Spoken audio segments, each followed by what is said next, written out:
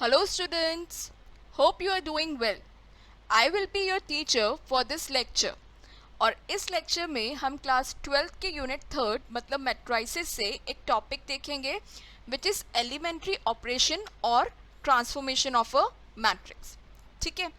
अब अगर कोई भी एक मैट्रिक्स होती है तो उस पर हम कुछ ऑपरेशंस परफॉर्म कर सकते हैं जो उसको ट्रांसफॉर्म कर देती है, मतलब चेंज कर देती है. ठीक है, जिन्हें हम क्या कहते हैं, elementary operation of a matrix. ठीक है.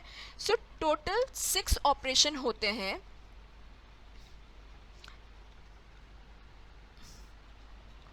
ऑन अ मैट्रिक्स, जिनमें से 3 हम कॉलम वाइज लगा सकते हैं और 3 हम रो वाइज लगा सकते हैं. ठीक है, तो हम बेसिकली ये कह सकते हैं कि सेम 3 ऑपरेशन हम रो पे भी लगा सकते हैं और वही 3 ऑपरेशंस हम कॉलम वाइज भी लगा सकते हैं. ठीक है, अब हम डिटेल में देखते हैं कि वो ऑपरेशंस होते क्या.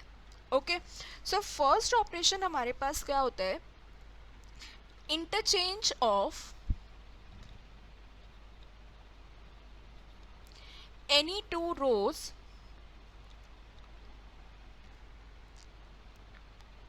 or two columns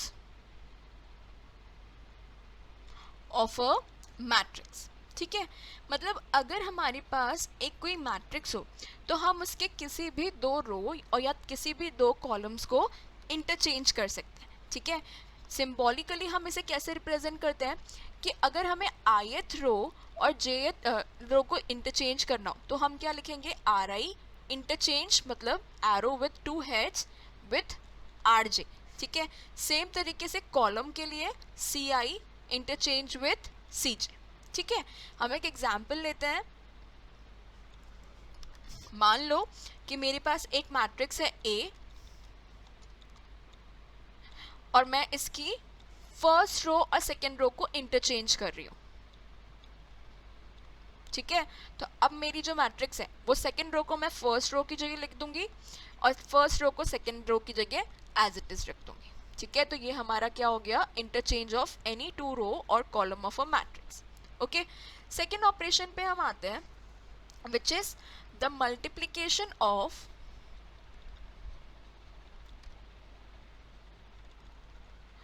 the elements of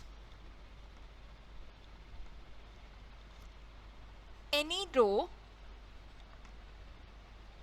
or column by a non-zero number. ठीक है, मतलब हम किसी भी एक रो या किसी भी एक कॉलम के सभी एलिमेंट्स को किसी एक नॉन जीरो नंबर से क्या कर सकते हैं, मल्टीप्लाई. ठीक है, और इसे हम सिंबॉलिकली कैसे रिप्रेजेंट करते हैं, मान लो कि ith रो में हमें k एक स्केलर का मल्टीप्लिकेशन करना है तो हम क्या लिखेंगे, ith रो में चेंज करना है. चेंज को हम सिंगल हेड एरो से डिनोट करेंगे. क्या चेंज करना है, k को ith रो में मल्टीप्लाई कर दो. ठीक है, मतलब ith रो के सभी एलिमेंट्स किससे मल्टीप्लाई हो जाएंगे, k से. और सेम तरीके से हम कॉलम के लिए कर सकते हैं कि jth कॉलम में k का मल्टीप्लिकेशन कर दो. ठीक है, इसका भी एक एग्जांपल हम कंसीडर करते हैं. मान लो कि वही मेरे पास मैट्रिक्स है A जिसमें 1 2 3 4 ये एलिमेंट्स हैं.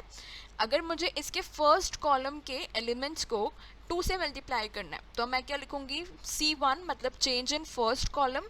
क्या चेंज, 2 से फर्स्ट कॉलम को मल्टीप्लाई. ठीक है, तो अब मेरे पास क्या आ जाएगा, फर्स्ट कॉलम के जो एलिमेंट है 1 और 3 इनको 2 से मल्टीप्लाई कर देते हैं, so it will become 2 and 6 और जो सेकेंड कॉलम है वो अभी एज इट इज रहेगा. ठीक है, तो ये क्या था हमारा सेकेंड ऑपरेशन जिसको हम मैट्रिक्स पे परफॉर्म कर सकते हैं. Okay, now move to last operation that is third operation जिसे हम परफॉर्म कर सकते हैं, the addition to all the elements of any row or column, the corresponding elements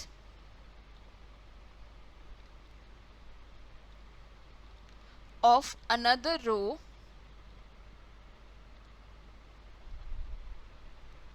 or column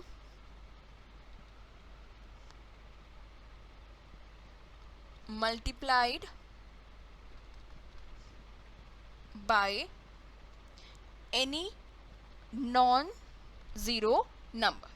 ठीक है, मतलब हम क्या कर सकते हैं, किसी भी रो में किसी दूसरी रो के एलिमेंट्स को किसी एक स्केलर k से मल्टीप्लाई करके ऐड कर सकते हैं, या फिर किसी भी कॉलम में किसी दूसरे कॉलम के एलिमेंट्स को किसी एक नॉन ज़ीरो स्केलर k से मल्टीप्लाई करके ऐड कर सकते हैं।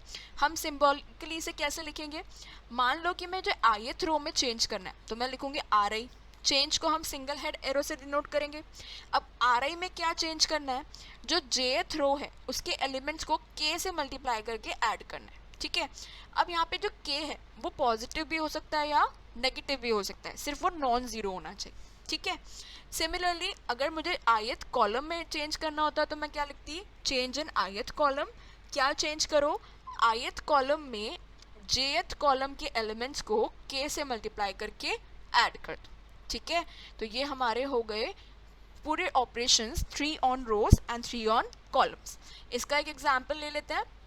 फिर से सेम मैट्रिक्स ए लो जिसमें एलिमेंट्स है 1 2 3 और 4। ठीक है, अब अगर मान लो कि मुझे इसके फर्स्ट रो के एलिमेंट में चेंज करना है, क्या चेंज करना है, फर्स्ट रो के एलिमेंट में सेकेंड रो के एलिमेंट्स को 3 से मल्टीप्लाई करके ऐड कर दो। ठीक है, तो अब क्या होगा, 1 + 3 × 3 हो जाएगा 10, 2 + 3 × 4 ये हो जाएगा 14। ठीक है, तो अब ये हमारी क्या हो गई, matrix transform. Okay, so I hope you understood the explanation. Thank you.